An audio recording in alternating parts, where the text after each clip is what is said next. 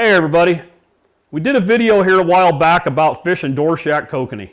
The fish there are small and their mouths are extremely soft. So a rubber snubber is going to bring you better catch rates, and a lot of guys are written and saying the surgical tube ones don't work as well as what they think these ones here are, and they've never seen this kind of a rubber snubber before. We started making these 8 or 10 years ago. They're not that expensive to make. The materials are probably 20 bucks or so, and you could probably make 150, 200 of them for that amount of money.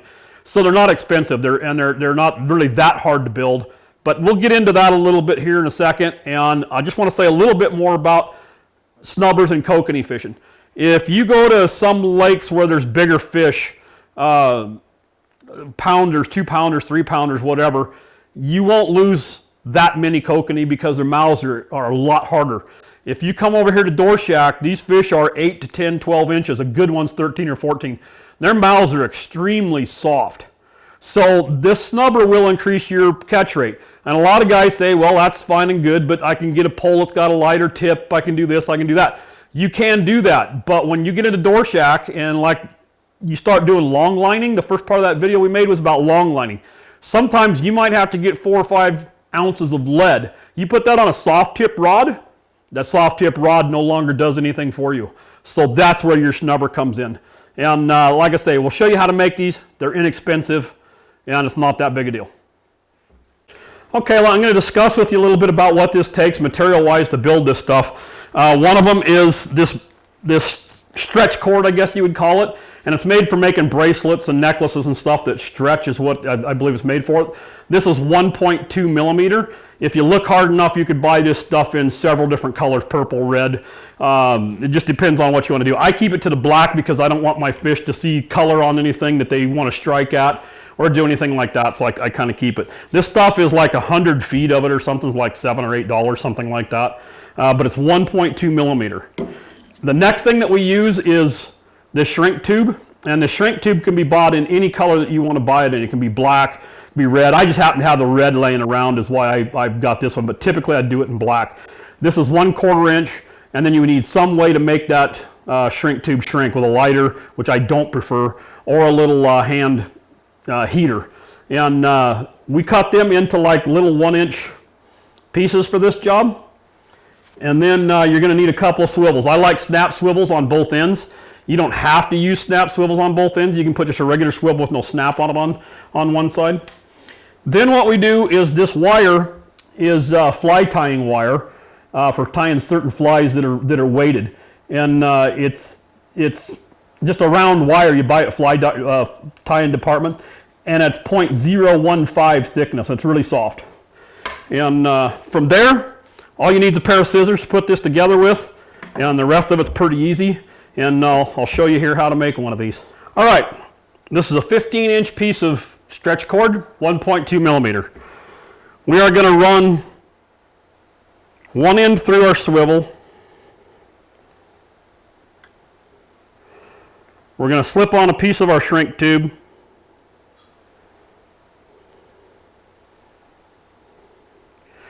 Now what we're going to do is we're going to twist this. We're going to just wrap it around itself and twist it. And the more times you wrap this, the stronger it'll be. Not stronger, but have more resistance. It'll be a stiffer pull. Once we do that, we take our other piece of shrink tube, put it on there. Now we take our other swivel. And this is kind of a tricky part here, getting both of these parts through that little hole. Okay, now we're going to take this part, bend it over, so that it's like this, so it's wrapped, it's just laying there. And this doesn't take much. It doesn't take much to hold this. Now we're going to take our wire. I'm going to start right kind of at the swivel, and I'm going to give this 4 or 5 wraps. Then we're going to take our scissors, cut that off, bend that wire over so it isn't poking out.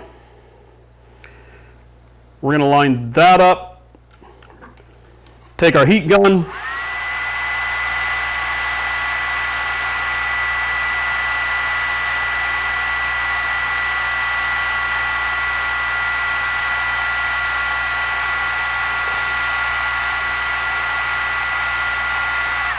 I don't especially like lighters for doing this because you might damage the cord. Trim these off, slide our other one up.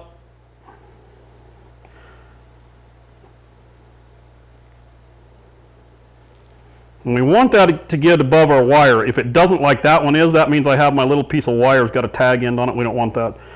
Wrap it a little tighter, whatever you want to do, but that needs to go up and cover that wire. And you don't really need the shrink tube as much as it just makes it look better. Okay, put the heat to it.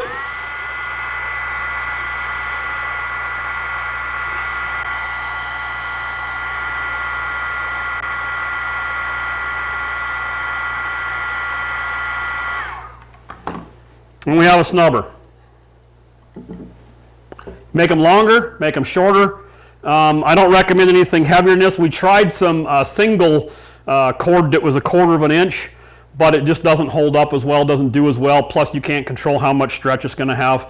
And these ones that are twisted around each other just seem to work really well. So there you have it, guys. It's just that easy to make them. It's not that complicated. It's not that hard to do.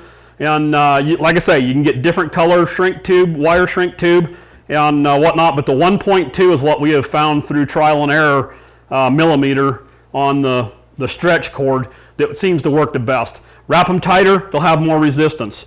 Make them shorter, more resistance, but they're going to bottom out sooner. And this 15-inch piece just seems to be the size for us in Dworshak that seems to work. It offers resistance, but not too much resistance.